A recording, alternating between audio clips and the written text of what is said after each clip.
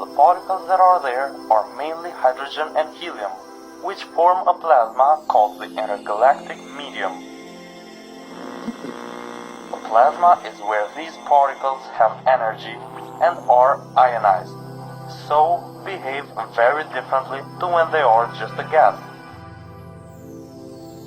Astronomers have worked out that only about 5% of our universe consists of baryons, the particles which make up atoms, which in turn make up molecules,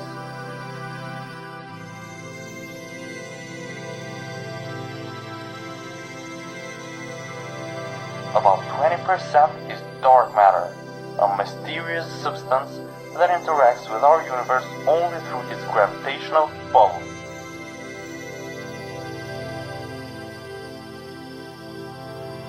The cosmic field that permeates everything and causes the universe to expand at an accelerating rate.